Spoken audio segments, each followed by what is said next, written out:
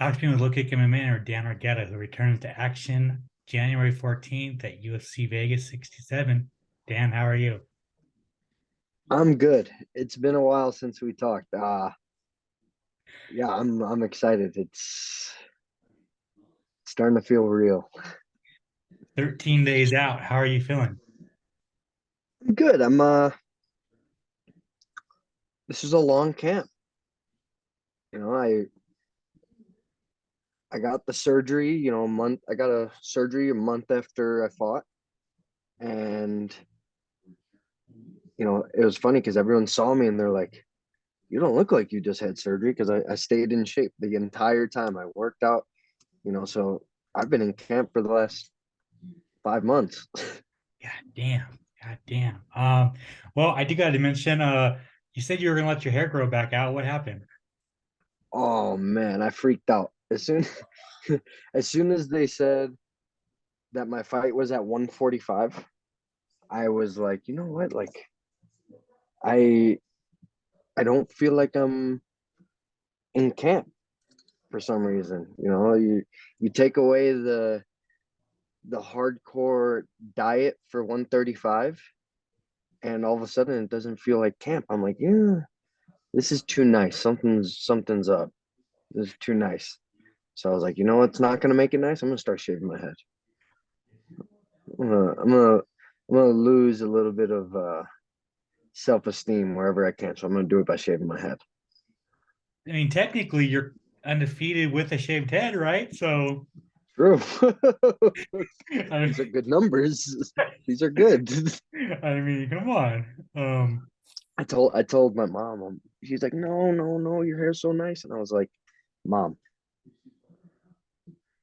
I haven't won a fight with hair in this long, and she said, okay, shave your head.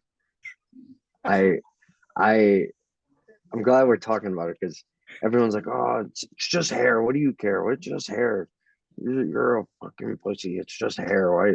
That's not sacrifice. I'm like, my girl, she cried when I shaved my head. And you have very nice hair. So, like, See, I she mean, cried. She looked at me. She goes, "You're not the boy I met."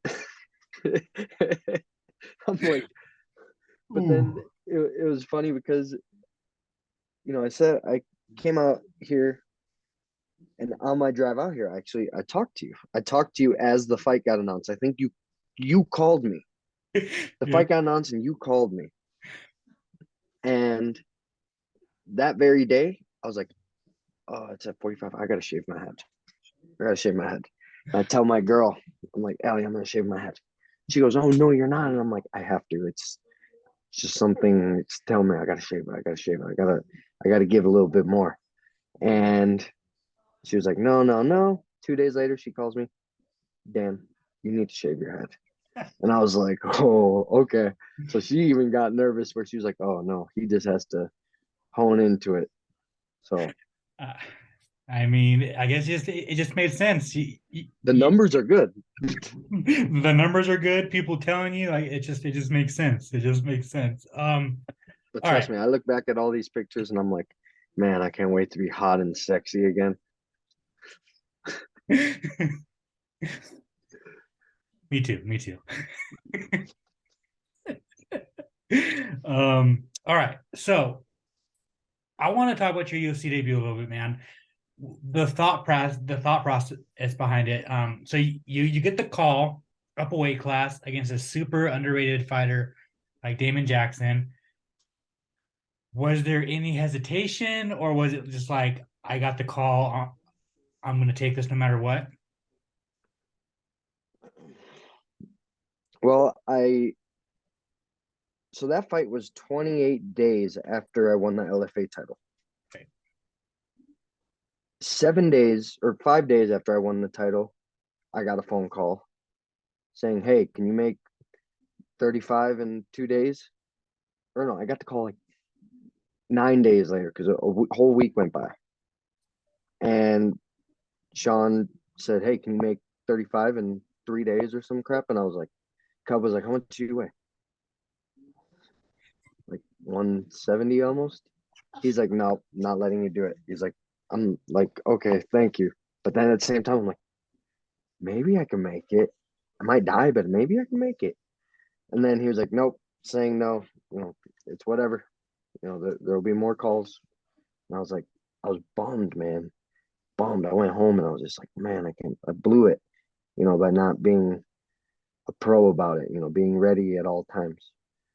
But I was only riding my win for a week. So it's natural to, be relieved for a couple days. But then when we actually didn't even get the call about Damon. No one said anything to me. I just seen it on Big Marcel's page. Boom, I got tagged and I was like, whoa. And I called Cub. I'm like, am I fighting? And he was like, where'd you see that? And I sent it to him and he was like, oh yeah, I forgot to tell you. So I'm like, okay. He's like, I didn't know it was gonna go through that quick. I'm like, well, okay. And that was a good debut. It was, I think people forget, like people that, especially people that are around my life and everything. It's like they were, I worked my ass off, and I think they were just expecting the treatment where, oh, they're just gonna sign me and give me give me like, no, it's not how it's gonna work. They threw me to the sharks. Everyone else, that fighting Damon, that's worst case scenario. Fuck yeah. And for me, I was like, best case scenario, you ain't submitting me. You're not gonna submit me. You're good luck. I that fight. It was I re- after the fight I really Cub and I got a lot closer because I was able to see that, he looks out for my health. We took that fight because he said, I don't think that guy can knock you out. And I don't want to see you cut to 135 on short notice. This was perfect. This was best case scenario for you getting into the show and, raising your stock. You just showed that you can contend with a top 20 guy at a higher weight class. Sweet. I mean, when you think about it that way, yeah, absolutely, absolutely. Yeah. Especially like Damon Jackson's been on a fucking roll. Like he's, I saw that fight, that his next fight, and I was just like, yes, like I'm Team Damon Jackson all the way now. That's funny, man. So he did take your O. What were the emotions like after that? And I guess is there any less pressure on you now that you're not undefeated? No, there's more. Mm-hmm. There's more because now other people know I'm human. Mm-hmm. For me, it needed to happen. I've had some of my best performances and uh, my best growth has been after losses. I lost as an amateur my second fight. Boom, I began Brazilian Jiu-Jitsu and I loved it. Now I love it. I lost on the Ultimate Fighter and then I understood, oh, I just got to go back out there and dominate. And then I lost to Damon and it was like, it wasn't much of it didn't feel like a loss. Like here's the thing, I didn't care about the undefeated thing. I didn't care about that. I can go win 10 fights in a row. No one's going to remember that one loss, that first loss on 10 days notice against a guy who was ranked, that knocked out Sabatini his next fight. Like, no one's going to remember that. Right. No one, or if they do remember that, it only looks good on me that I fucking made him fight for it. That dude will never want to fight me again. It's funny. I feel like a little kid talking about him. Like I feel like a child. That motherfucker won't ever want to fight me again.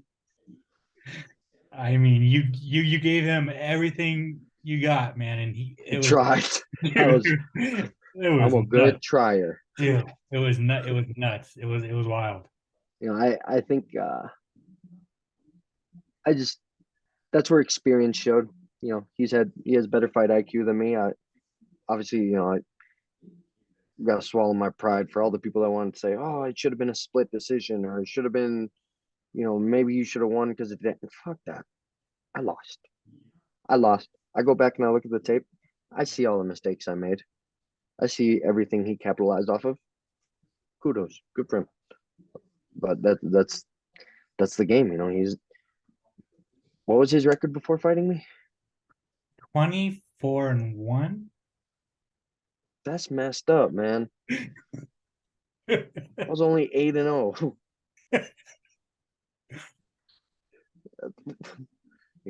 That's like one of the biggest things into my next fight. I'm like, I haven't done the math. You probably can do it really quick. If you add up my opponent's win losses, my total opponents against my next opponent, like It's staggering. It's staggering. I I look at that and like to only look at my 8-0 record, I'm like, damn, I threw myself to the wolves. Like I fought people that, know how to win. And a lot of them have had very good fights. Absolutely. Absolutely. So that fight was back in June. Long ass layoff. For anybody that doesn't know, why were you what was the long layoff? I got I had a lot of so people don't know this. I fought the last since the Ultimate Fighter with a bum shoulder. So I fought 1, 2, 3, 4, 5 fights with a bum shoulder. I was barely able to lift a 5-pound weight over my head. And I just knew that, hey, the iron's hot. Keep going, keep going, keep going. I don't got health insurance. Keep going, keep going. And the first takedown of that fight, Damon slammed me right on that shoulder. And I just looked at my corner.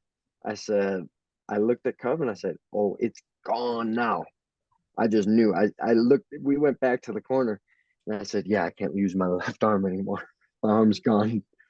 Because it was just like little injuries, but then that fight, it just boom, took a beating, and so I got a month. We saw all the doctors, and a month later got a surgery, which I don't necessarily want to go into details of it, but got it all taken care of. I cut my recovery time in half. I treated that 1 month like it was okay. Boom, fight Damon. I was back in the gym on Monday after I fought Damon, knowing, okay, I'm gonna have to get surgery soon. Like now that I have the resources to take care of this thing. Cub, I didn't want it. And Cub just insisted. He said, you're getting it because if you go on a win streak, you're not gonna want to fucking get it touched. Hmm. And I'm like, okay. He's like, let's just get it taken care of. So we get it taken care of. And like I said, right after the fight, boom, right back into the gym. I got advice from everyone saying, hey, treat this surgery like a fight. You're going to get put to sleep. They're going to cut you open and you got to recover. You look at fighters a week after, they can look battered after their fight. And a week later, how good do they look? Right. Because they're healthy or their body's healthy. If I would just acted like a shithead for a month and went into the surgery, I would have been a shithead after the surgery. So I prepared for the surgery. I cut weight. I dieted. I sparred. I trained. I did my recovery, my rehab. I lifted a lot of weights, went into the surgery at 175 pounds, 10% body fat. Jesus Christ. I got yoked. Went into that surgery like that. Got out of surgery. Went to bed, woke up on a flight to Vegas to get treated at the PI for a week. And 16 hours after surgery, I was doing I did a 20-mile bike ride at the PI, just pushing my lungs, and wanting to do stuff with my other shoulder. All the trainers were like, "Hey, like stop! Like we got to keep Dan out of the gym." I remember Forrest Griffin even came up to me. He's like, "Hey, they say you can do this." I said, "They didn't say I couldn't do this."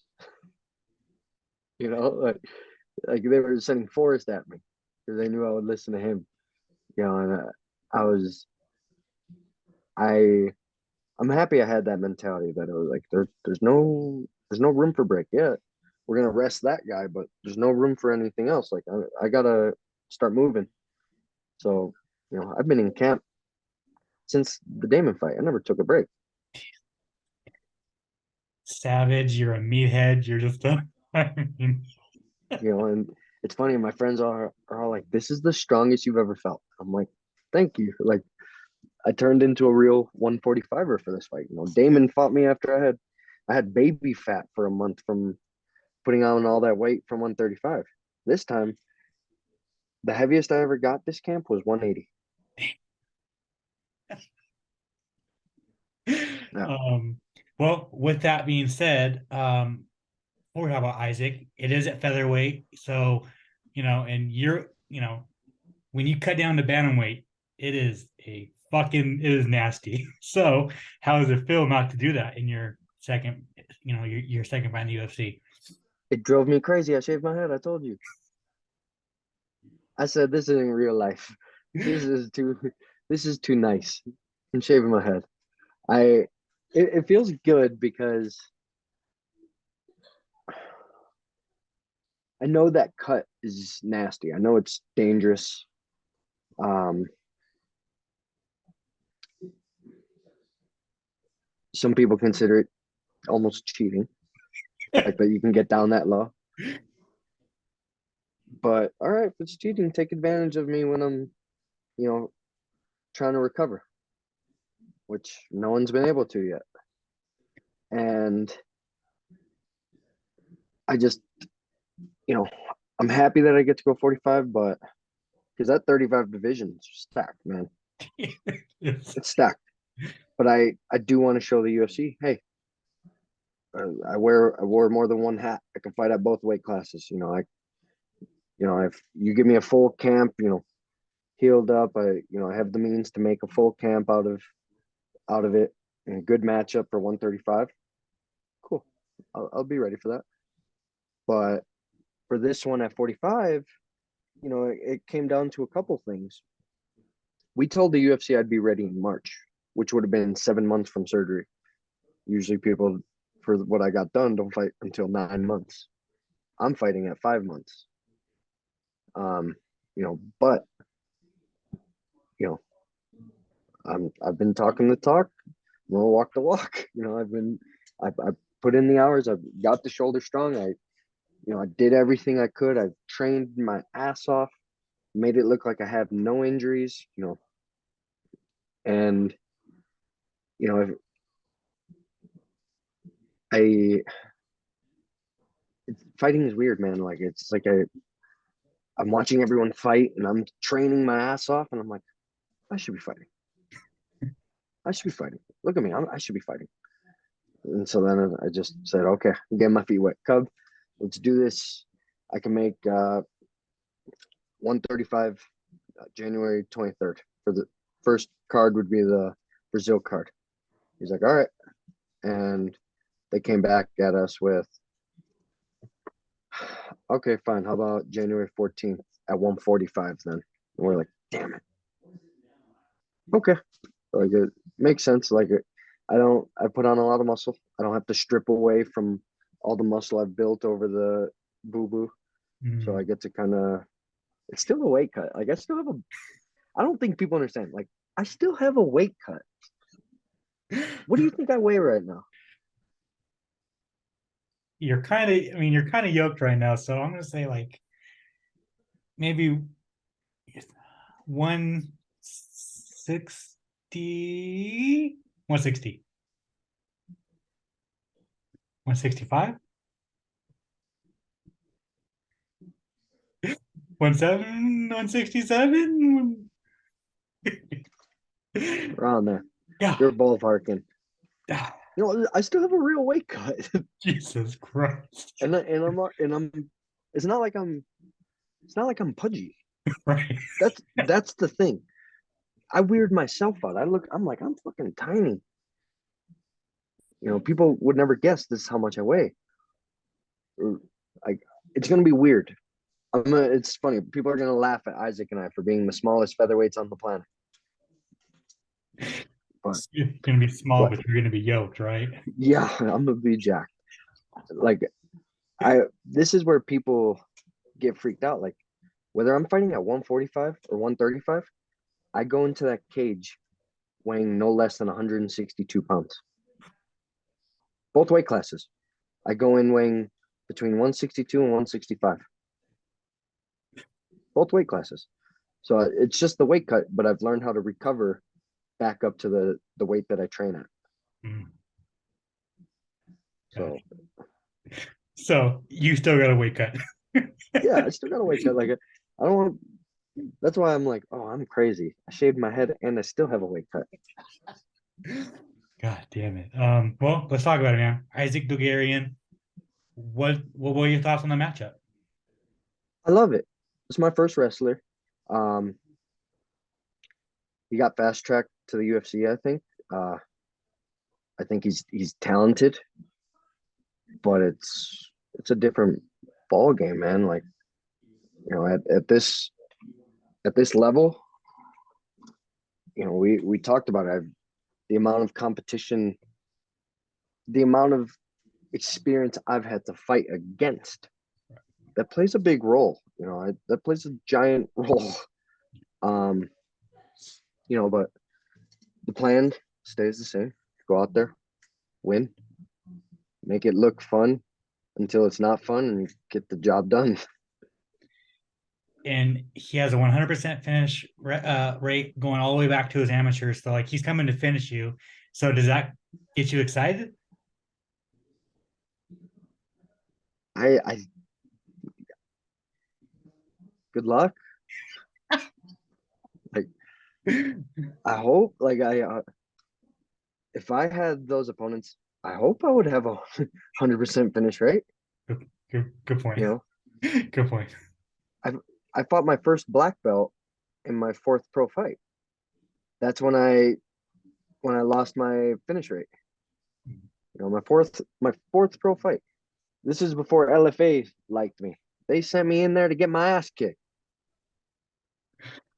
I'll tell Mark Berry and Ed right to their face. They wanted me to get my ass kicked by that Brazilian. You know, I went in there just so you, like, to have a reference on this. This Brazilian, him and when he fought Michael Stack, lost to Michael Stack in a barn burner. Yeah. And they made each other look like they were competing for Mr. Olympia. Right. I went in there and fought that dude after a year layoff, and he, you know, that was my first 3-round fight against a black belt. You know, I couldn't just wrestle anymore. And then when I had to wrestle, I tried, and I was able to. But the dude's talented and he's powerful. Like I saw that my fourth fight. Now I could say I have fought 1, 2, 3, 4, 2, 3, 4, 4 black belts. 4 black belts. It's tough, you know. I think people forget, like, even Diego Silva. He's been training since he was 8 years old. That guy is Him, tough. him, and I have been on the mats just as long as each other. Like, like, so I've already seen that. I don't think my opponent has seen that yet out of any of his opponents. He hasn't gone against anyone that has been doing the game just as long as him. You know, his finish rate, I'm like, what? I'm getting the first takedown. I'm getting the first takedown. You know, my finish rates are pretty good when I get a takedown. That excites me. Yeah, no, for sure, for sure. And Um, he is undefeated, and you have a very good record against undefeated fighters. Yeah. Oh, I forgot about that. You know, I you forgot about that. you take people's O's. Who was the next undefeated? Marin. Myron. They sent me to get killed by that guy too. Yep. 8 knockouts in Brazil. I was like, what? What is your guys' problem? This is to Ed. Ed has to hear that. Sending me up, trying to get me killed by Brazilians. Yeah, he was 10-0 and yeah, like I think he had like 6, maybe 8 knockouts. And I was watching those fights and I'm like, holy crap. Like, and when I got a hold of him, I was like, okay. And he was playing very, very tough to get the finish. He held good positions and it was frustrating. I remember just swearing at him the whole fight. Like, couldn't catch him in my position. You motherfucker. Like, couldn't catch him. And I went back to the PI after my surgery, and my best friend that he's an NCAA finalist as well, who he's fighting now, Nick Fishback. He was first off, he was an NCAA finalist at 165 pounds, and Isaac was at 149, and my buddy Nick was one of my main training partners my whole life. So that level of wrestling, I've seen it my whole life. He went with Myron. He couldn't take down Myron. He was having struggle, like he was struggling with Myron. He goes, "You made it look so easy taking that dude down." I was like, a cage and some gloves, knowing that dude can knock me out, it changes the game. It really does. And then this fight, it was like, oh man, like this kid does get good takedowns. But then I'm like trying to find if any of his opponents ever wrestled a day in their life. And I'm like, oh, never wrestled. And then I'm like watching my film. Whenever I watch my opponent's film, I like to watch mine as well. And I rewatch mine, like mistakes where I made where he could capitalize. Let's say he's watching my film. And I'm like, oh, good luck if you get me on my back. I'm gonna slice your face open. I made Diego not want to score another takedown for 20 minutes. This is true. This is true, man. Yeah, no, I mean it's a very interesting fight, and between and like you said, like your first really big wrestler, right? So Yeah. that's awesome to see. So at the end of the day, It, January 14th, how do you get your hand raised? Submission. Mm. First round, second round, third round. It's just a submission. I don't care how long it goes. I'm done with my dad messed me up, man. He used to tell me no one's gonna care unless you get first round finishes. I was like, you motherfucker. But now I realize it's a chess match. And for this fight especially, like, oh, he's never been in the second round. So we're gonna do a couple of things to him. I'm his first wrestler. He's gonna have to possibly go into, if I don't finish him in the first, he's possibly gonna have to go into the second round. It's gonna be his first time fighting at the Apex. It's gonna be his first time fighting a guy probably crazier than him. That's what I look at. I'm like, I shave my head because I'm like, oh, dude, this dude has nice hair. He gets cornrows done. I'm like, I have nicer hair, but I'm gonna shave it off to show him like this is how bad I want it. Mm. And yeah, I think I'll get a submission. I'm feeling very strong about it, but I've been preparing for war, man. I've been preparing for war. I started sparring, long rounds, three times a week, 2 months after the surgery. So yeah, I'm in shape for war. But if I catch a submission, if I catch someone slipping, then okay, I'll take it. Yeah, I'm excited. It's always that first collision. I used to say, oh, I was nervous for it, but now I just say, oh, I'm excited for it. That first collision of, am I gonna punch you in the face? face. Are you gonna shoot on me? Are you gonna punch me in the face? Am I gonna take you down? Like that first collision. And now I'm like, oh, I'm just gonna punch you in the fucking mouth and then see where it goes from there. Love it. Love it. Well, we said we wouldn't go 30 minutes. We went 30 minutes. Oh, dude, I could talk to you for hours. So I just want to say thank you again for your time, Dan. Really appreciate it, man. If you want to plug your social media, plug any sponsors you might have, and if you want to thank anybody, the floor is yours. So my social media is at Dan the Determined, and that's for my Twitter and my Instagram. I think my Twitter is like DT. If you search up Dan Determined, I show up. My management agency, Bloodline, they've been really doing everything for me, from scheduling my medicals, figuring my fights, my training, everything, taking care of everything for me.